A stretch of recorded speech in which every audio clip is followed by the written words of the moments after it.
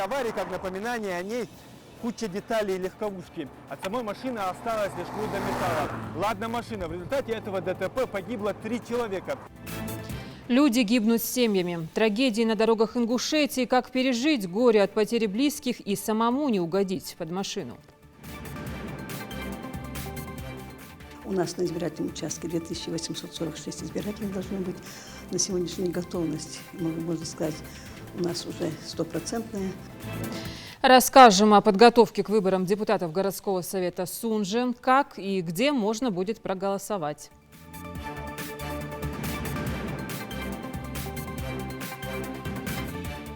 Я кушаю рыбу с салатом, с компотом.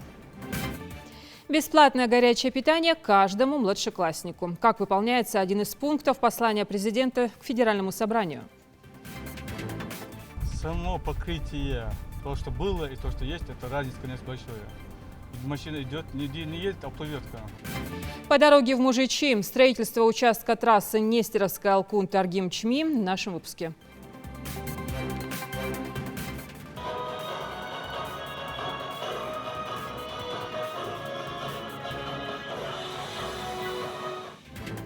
Вот так в Ингушетии стартовал национальный чемпионат рабочих профессий WorldSkills.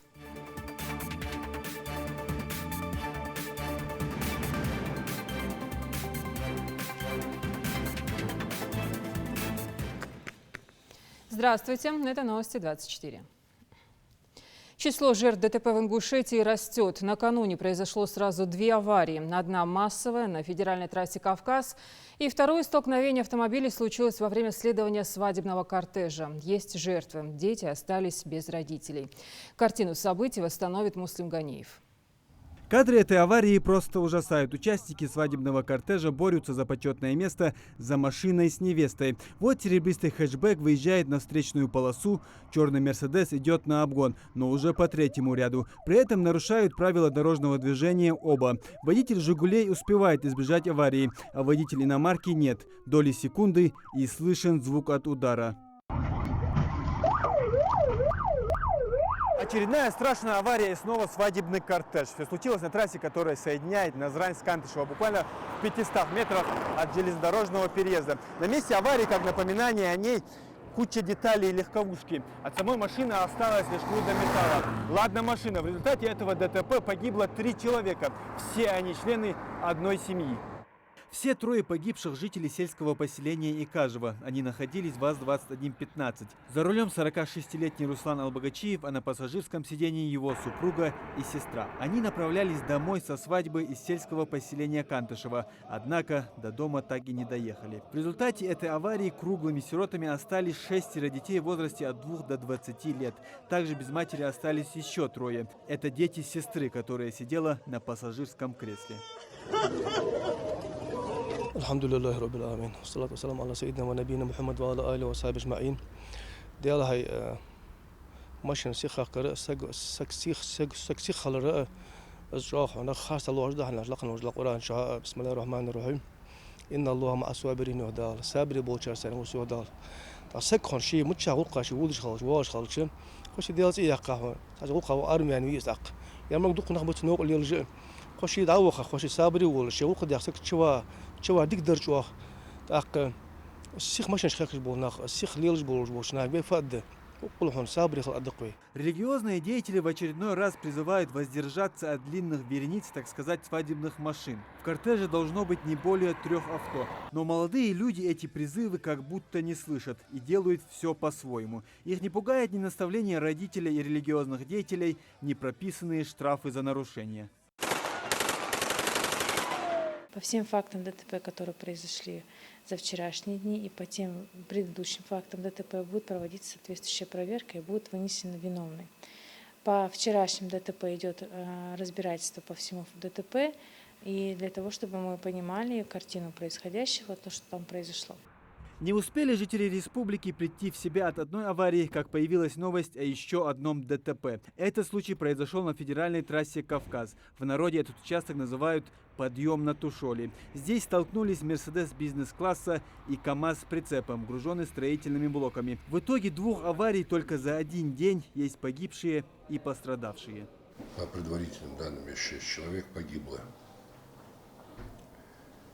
Это тяжелый день.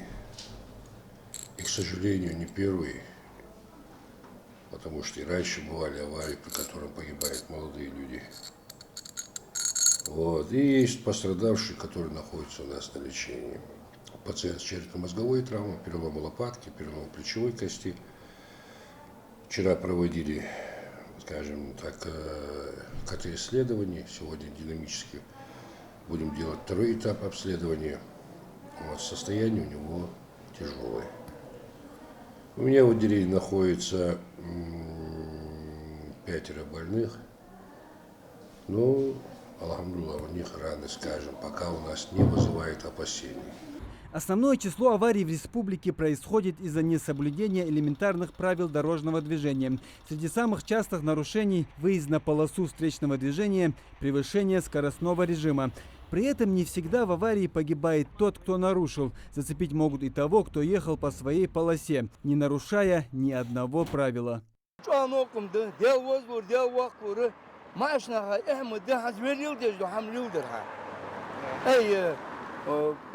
نغمشت بابو كي نغمشت بابو بيرج بوي مشت اي احمد يسي فدير ده فد فيتك دولار ده كش بچاكر يا غاوس قا بچاكر يا وزور يا حمد السنه انت رستو خنت واج وسو تك كريدك ده bunu سون برگوش اواري ما ياترسك چا فدير ده زنگ ريسبوبليك مير اي ناقش شرم دادي شمال هم حمد دادي سويت ورجمي اي соблюдать شيء дистанции соблюдать كيشنا управлять ده زورت شفت حزبات بريجش ديت شيء قوس السنة ديت عنو زمش باخي باخ قماشا ما كمية ناخ مبابت ناخ كليجس با يقفي عيل позвоночник كجو كوش كجو كلش كجو ديت самый главный борж дيت عادل намаз надо عمش قاч Юрт молва имам ви, избавим ответственность, не стыдитесь. Каждый имам, каждый юрт. Статистика ДТП в Ингушетии не радует. С начала 2020 года на дорогах республики произошло 128 аварий. В них погибли около полусотни человек, среди которых 3 ребенка. Более 200 пострадали. Простого жителя республики эти цифры пугают, а вот лихачей нет. И пока это отношение не изменится, ни хорошие дороги, ни призывы религиозных деятелей не смогут изменить положение дел. Муслим Ганиев, Магомед Белакиев, Новости 24.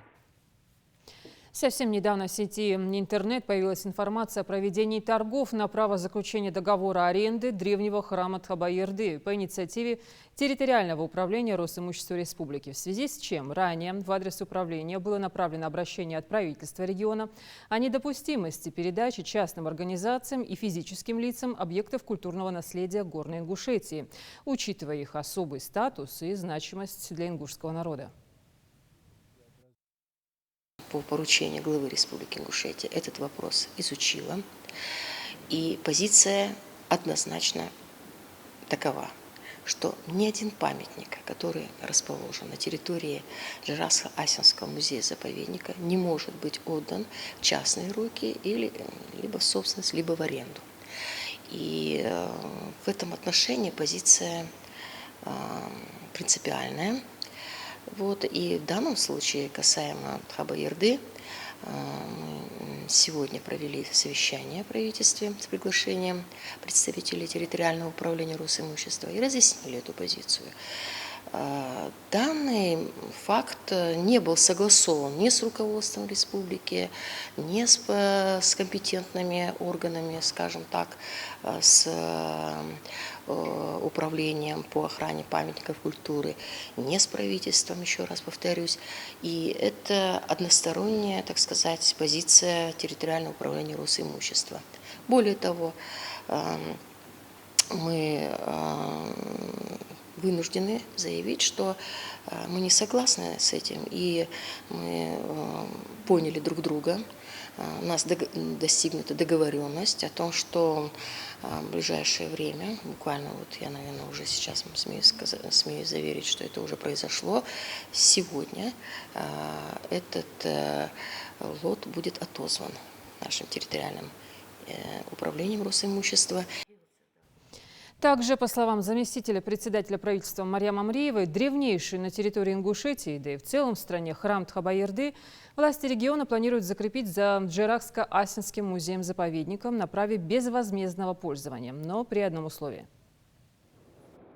Все памятники, которые располагаются на территории Джеракско-Асинского музея-заповедника, и будь то регионального значения или федерального значения, в данном случае федерального значения, должны грамотно, юридически грамотно сопровождены необходимыми документами. Это непременное условие.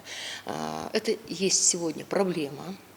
И я думаю, что те памятники, которые являются в собственности Росимущества, они действительно примут все необходимые меры, чтобы каждый памятник был документально, грамотно, юридически оформлен. Это очень серьезный вопрос, потому что иначе мы будем сталкиваться с проблемой, да, будучи уже, так сказать, пользователями этих памятников, мы не сможем участвовать ни в программах государственных, не сможем никакие юридические действия совершать в плане того, чтобы сохранять эти памятники или их консервировать, реставрировать и так далее. Поэтому я рада, что мы достигли консенсуса, и думаю, что это будет первый и последний случай такого рода. На этой неделе в Ингушетии пройдут выборы в депутаты городского совета Сунжи. В связи с пандемией и с целью соблюдения мер безопасности избирательные участки будут работать на протяжении 3 дней. У потенциальных избирателей есть также возможность голосования на дому. Подробности у Идриса Ижиева. Голосование начнется 11 сентября. В городе уже все подготовлено. По предварительным подсчетам, самое большое количество граждан посетят избирательный участок под номером 903, открытый в районе Дома культуры. Здесь ожидают явку более 2800 человек. У нас на избирательном участке 2846 избирателей должно быть. На сегодняшний день готовность, можно сказать, у нас уже 100%. Избирательные урны имеются, также кабина для инвалидов. Соблюдение безопасности тоже по пандемии у нас есть антисептики, есть также манометры для измерения температуры, перчатки всем нас обеспечили. Поэтому я думаю, что выборы мы постараемся провести достойно. Распределительные линии через каждый метр, перчатки и одноразовые ручки позволяют избирателям отдать свой голос с соблюдением мер безопасности. Для людей в возрасте и граждан с ограниченными возможностями также предусмотрели особые условия. Есть такие моменты тоже. Есть у нас для безопасности. У нас 2 человека, члены комиссии, выйдут на дом, тоже обеспечены полностью. Берем с собой бюллетени, полностью это упаковываем в пакет, передаем через ворота этим избирателям, и потом они проголосуют, и нам опять этот документ выдается. И безопасность, я думаю, и для них, и для нас гарантирована. Потенциальные депутаты горсовета в коллегиальном порядке будут заниматься ведением внутренних дел города и заботиться о его благосостоянии. Поэтому от выбора жителей Сунжи зависит очень многое. Вся информация об избираемых есть в каждом УИКе. На сегодняшний день кандидаты у нас есть полностью биографии, их приходят, люди интересуются. И я бы хотела призвать жителей нашего города, чтобы они пришли, все-таки отдали свой голос, выбрали достойных людей для нашего города, для республики в целом.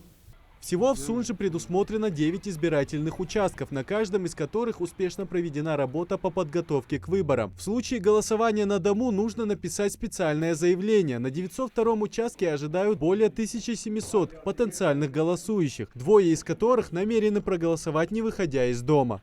У нас есть специально подготовлена урна для выездных этих членов комиссии. У нас есть члены комиссии, которые должны выезжать. У нас также уже определены 2 инвалида, которым будут члены выезжать именно на дом, чтобы они там на дому все это провели, эту работу.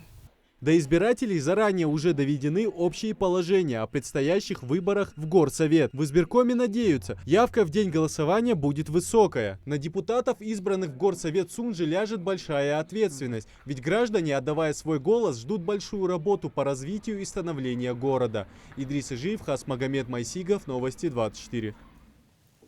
Обеспечить российских младшеклашек бесплатным горячим питанием – эта цель была поставлена в послании Федеральному собранию президентом еще 15 января. Напомню, было решено направить финансирование сразу из 3 источников – федерального, регионального и муниципального бюджетов. Мера поддержки распространяется на учащихся с 1 по 4 классы. Как обстоят дела с меню у ингушских школьников, узнаем из репортажа Светланы Томовой. Горячему питанию в общеобразовательных учреждениях Ингушетии быть.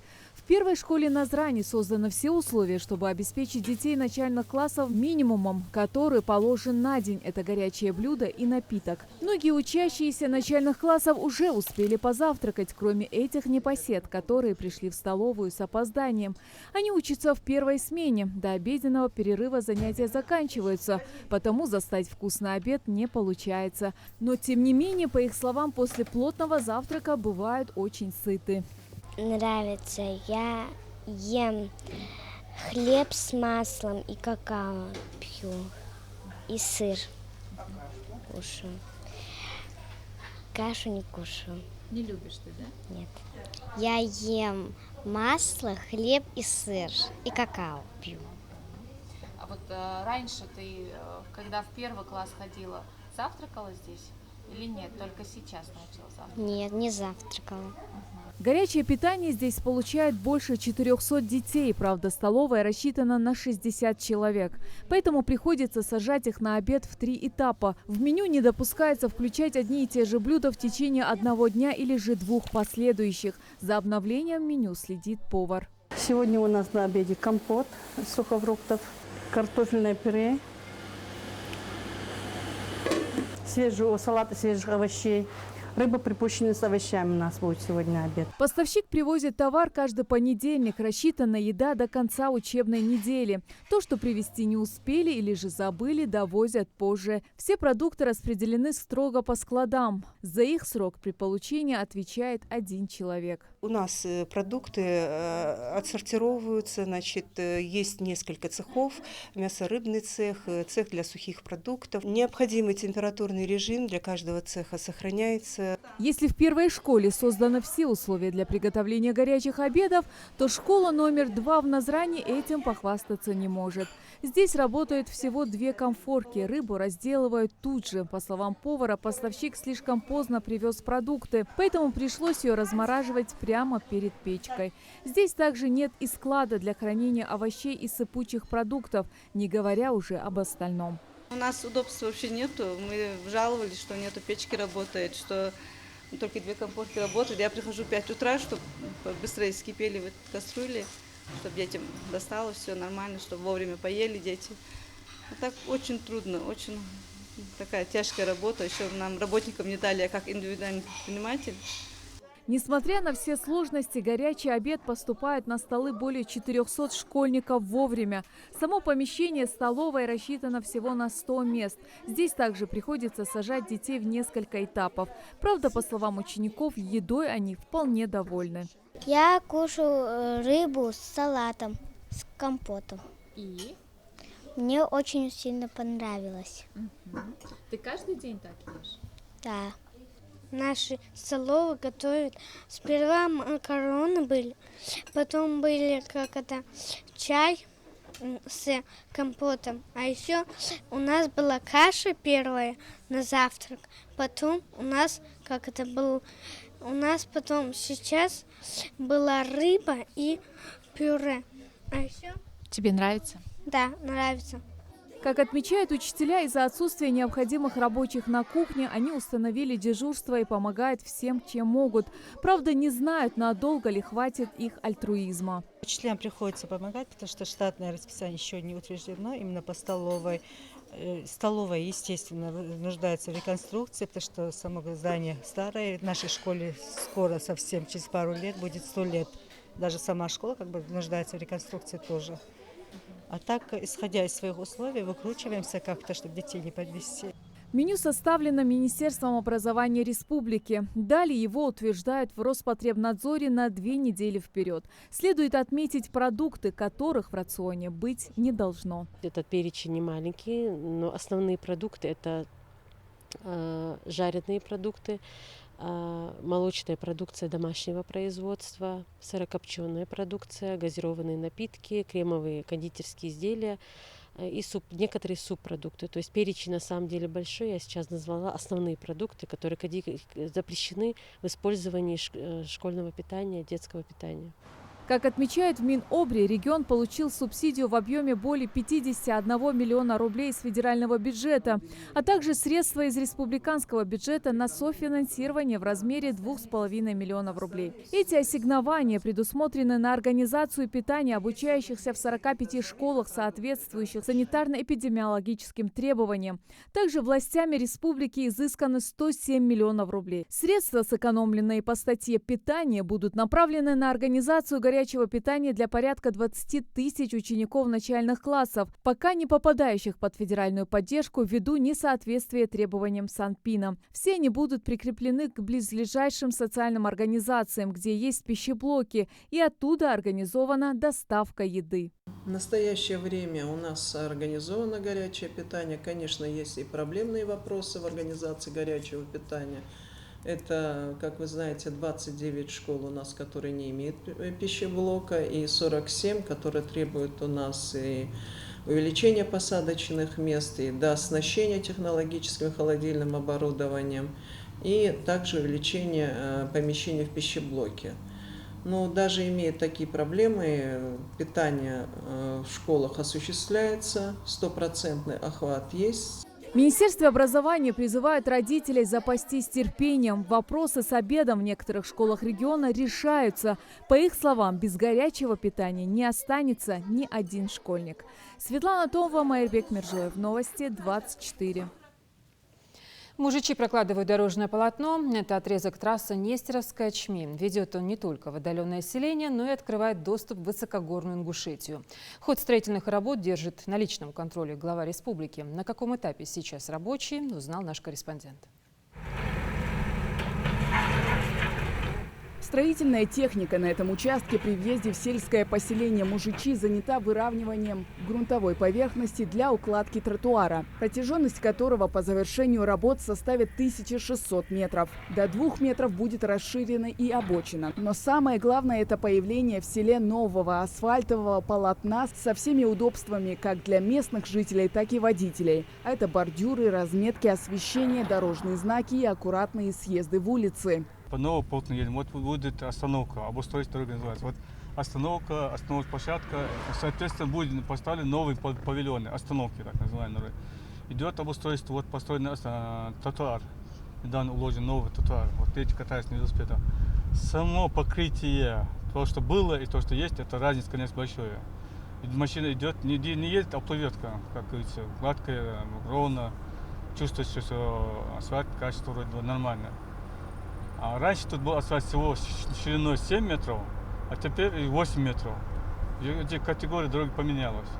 Строительство участка дороги Нестеровская Алкун-Таргим-Чми охватывает 33-40 километр. Работы здесь были начаты еще в 2016 году, но позже их приостановили из-за некоторых трудностей с фирмой-заказчиком. Сейчас дело осталось за малым, точнее за 1 километром оставшегося отрезка.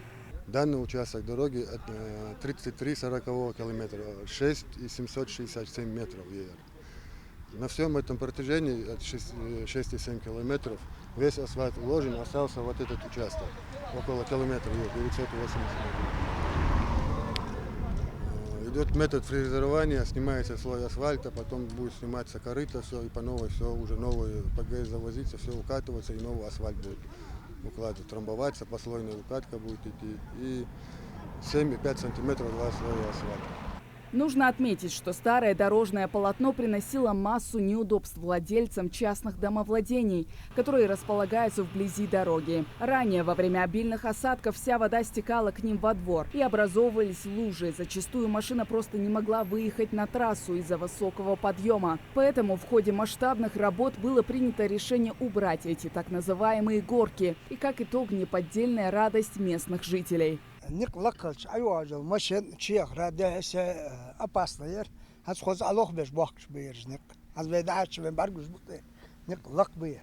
خيتو دجوسكي حاستو بجوسكي نقتو بجوسكي الله حسجو وزلي رموي دزلي الحمد ده الخيا هيلا ده رياس هو حد ينقل أقول بيتي باكر ده أخيد عش أودوش كود عش أودوش شو ده هو فيدرال زشن بي نق وتا وين تهرك مليدة ير ديك شعب يعني كبير ده الخيا هيلا ده رياس هو حد ده والله ترتوار بأبودش بيرش إيش كل أخ ماشي ناق إخسديش يا أخي تايق برجو حاجة بونس دي حرام باكم اللي أقول تقول أكورات من فوق بيرش كوري طبعا ما في طائرات يريد عم شرو فقير يريد يخا ماشي عشية فاضي ما عمنا وديك بوخ بتاع راس قلت С укладкой нового асфальтового покрытия канут в лету многочисленные ямы и ухабы. До полного завершения работ осталось ждать совсем чуть-чуть. Полностью благоустроенный участок дороги планируется сдать в конце лета. Хава Газикова, Адам Мережков, Магомед Белакиев. Новости 24. Узная о своих задолженностях, судебные приставы консультируют онлайн. Удобный функционал новой программы позволяет узнать все о штрафах и сроках, не выходя из дома. В подробностях Идрис Ижиев. Узнать свою задолженность или о ходе исполнительного производства теперь можно, не выходя из дома. Для этого служба судебных приставов разработали специальную комплексную программу. На данный момент работают 3 телефона в режиме онлайн. Это «Сообщи о коррупции» телефон 55 19 96, Центр информирования граждан, телефон 55 20 25. И в дежурной части у меня круглосуточный телефон работает, по нему можно обращаться в любое время, 55 20 34. Это экстренные телефоны, которые вот прям онлайн-режим, позвонил, задал вопрос, реагируем. Получить полную информацию можно на сайте службы судебных приставов. Заполнив анкету, здесь не только узнаешь о своих долгах. В случае несоответствия или ошибки можно даже обжаловать дело. Раньше, если гражданин приходил в общем порядке, там стояла очередь, и неизвестно, в какое время он мог туда попасть. При записи на сайте там будет определена дата и время, он в это время подойдет и более эффективно пройдет его обращение к старшему судебному приставу. Налоги, штрафы, просрочки по кредитам. Почему списали денежные средства с банковской карты? Наверное, самые распространенные вопросы, с которыми обращаются в управление судебных приставов. Взыскание или арест – это один из последних этапов производственных дел. В рамках закона судебные приставы имеют право списать только определенную часть денежных средств. Судебный пристав-исполнитель вправе арестовать не более 50%. Это указано в нашем постановлении об обращении денежных средств, которые направляются в кредитные учреждения, не более 50%. Сейчас прием граждан ведется согласно прежнему графику. Благодаря электронной записи без очередей специалисты уже обработали несколько заявок жителей. С новыми возможностями это стало на порядок легче, а главное эффективнее. Идрис Ижиев, Асхаб Белакиев, Новости 24. Сегодня стартовал финал национального чемпионата рабочих профессий WorldSkills. В этом году он проходит в онлайн-формате. Около 3000 студентов со всей России в течение 2 недель будут бороться за звание лучшего в своем деле. Какие выбраны компетенции и чем порадуют наши умельцы, узнаем у Тамары Хашагульговой.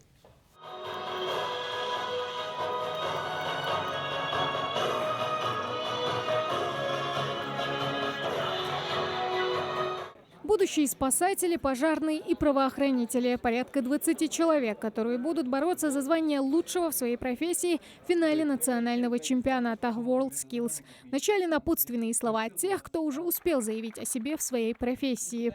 Перспектива очень большая. Осталось только взять эту перспективу в свои руки и воспользоваться ею.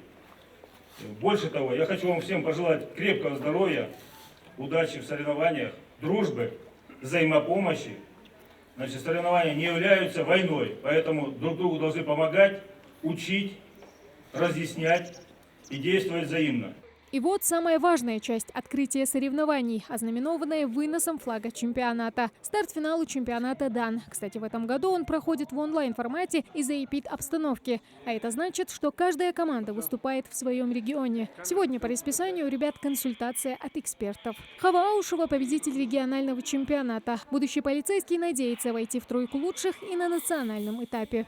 Задания практически такие же, как и в региональном этапе. Правда, есть несколько изменений, то есть изменили 2 задания, которые немного доставляют трудности для нас. Это деятельность патрульно-постовой службы и 2-й участковый полномочный.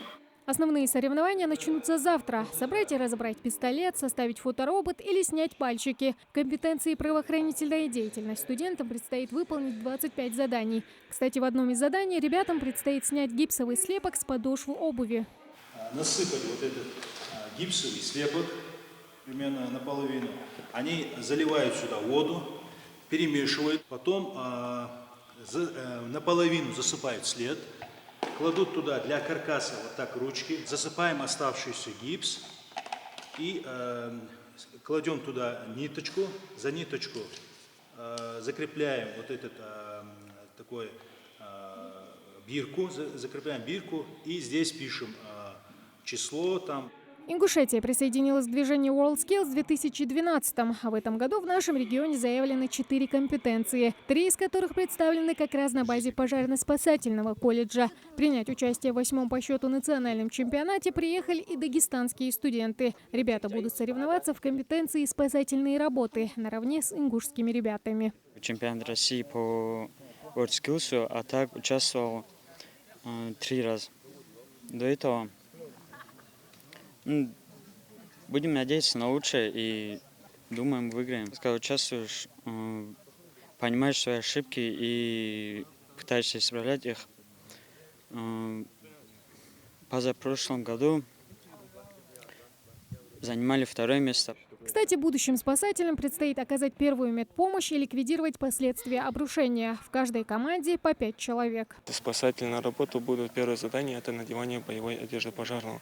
Потом уже тушение горючей жидкости, потом дорожно-транспортное происшествие с извлечением пострадавшего из деблокатора, потом обрушение конструкции, тренажер «Лабиринт». Им необходимо расчистить путь и вытащить пострадавшего и оказать первую довершенную медицинскую помощь. Это, конечно, для нас много значит, для нас, для нашей команды и для колледжа. Региональный этап прошел без проблем, скажем так. Команда была подготовлена к этому, но всероссийский этап будет гораздо сложнее. И надеемся выиграть и не подвести себя и свою команду, свой колледж, республику. Правила изменились чуть-чуть, но все равно мы надеемся на победу. Узнать, кто быстрее всех надевает карабин, стреляет из оружия или разбирает завалы, можно будет уже совсем скоро. Финал национального чемпионата продлится до 21 сентября. Тамара Хшагульгова, Ахмед Гандаров, Новости 24. Врачи Северо-Западного маммологического центра РЖД «Медицина» приехали в республику для диагностики пациентов с онкологическими заболеваниями. Прием бесплатный. В планах у специалистов проведение в республике сложнейших операций. Репортаж Хавы Гагиевой. Медицинский полис, паспорт и обязательно собственное желание пациента. Чтобы попасть на прием к врачам-онкологам, этого вполне достаточно. Для Марины Накостоевой ежемесячный обход у врача – явление обязательное. Поэтому, узнав о визите медиков из северной столицы, раздумывать не стала и сразу же записалась. Я решила сегодня прийти на прием по назначению врача лечащего. То есть это необходимо делать, проверяться хотя бы полгода раз. И поэтому я советую также всем женщинам проходить маммографию и приходить на прием к маммологу для того, чтобы предотвратить болезнь, если она есть, чем потом будет поздно. РЖД «Медицина» – это порядка 100 врачей, каждый из которых имеет ученую степень кандидата или доктора медицинских наук. Десятки сложных операций, химиотерапия, мастектомия. Возможность пройти обследование у приезжих врачей – большая удача. Подобные визиты подразумевают за собой не только бесплатный прием у ведущего специалиста, но также и госпитализацию в случае необходимости. В настоящее время меня пригласила клиника Академия здоровья для того, чтобы я провел на базе клиники прием пациентов с онкологическими заболеваниями, пациентам, которые нуждаются в онкологической помощи по необходимости хирургическое лечение или же системная терапия. Также я очень часто корректирую лечение, которое пациенты получают на протяжении всего курса, для того, чтобы они получили самое современное, самое эффективное лечение, которое может быть в их ситуации. Для Академии здоровья визиты специалистов из ведущих клиник страны – обычная практика. Ежемесячно они проводят приемы и делятся опытом с местными докторами. По словам Адама Аздоева, главврача медицинского центра, о качестве проводимой здесь диагностики и лечения знают и в других регионах. Мы давно искали связи с именно онкологами, потому что нам очень важно было направить пациента после определения первичного диагноза максимально сократить сроки между постановкой диагноза и оказанием высокотехнологической медицинской помощи. И мы этого добились путем того, что пригласили с больницы РЖД специалистов, которые обеспечивают нам, помимо консультации, обеспечивают возможность госпитализации и дальнейшего оказания медицинской помощи у себя на базе Санкт-Петербургского северо-западного центра маммологии и клиники РЖД города Москва. В нашей стране человек, которому объявили диагноз рак, часто остается наедине с собой. Очень важно, чтобы врач был не только специалистом в своем направлении, но и хорошим собеседником, психологом. Как любое онкологическое заболевание, это всегда будет шок. Но в последнее время мы достигли, я имею в виду онкологи, огромного количества достижений, которые позволяют сейчас даже при 4-й стадии нашим пациентам жить и иметь хорошее качество жизни. Да? У меня есть пациенты, которые годами с метастазами живут и на хорошем лечении, и качество жизни их не снижается. Поэтому очень важно не терять надежды, не бояться, идти к врачу. В планах на будущее у Унгурского медцентра не только принимать врачей для приема пациентов, но также и проводить здесь сложнейшие операции с участием приезжих специалистов, чтобы жителям республики не пришлось никуда выезжать. Каждый год на планете рак находит у 18 миллионов человек, но медицина не стоит на месте. Лечению поддаются многие виды онкологических заболеваний. Однако куда важнее ранняя диагностика. Именно поэтому нужно уделять особое внимание нашему здоровью. Хава Гагиева, Магомед Шухалов, Новости 24. Наш земляк Магомед Аздоев забил второй гол в ворота сборной Венгрии. Матч Венгрия-Россия начался накануне вечером в Будапеште. Аздоев помог одержать вторую победу подряд в Лиге наций УЕФА. Напомню, это уже 4-й забитый матч Аздоева в 23-й игре за сборную России. Следующий матч «Зенит» сыграет 8 октября против Швеции, а 11 октября против Турции. Предлагаем посмотреть на этот момент еще раз. Кузяев, прострел. Будет удар отсюда. И 2-0. Сборная России увеличивает свое преимущество. Магомед Аздоев.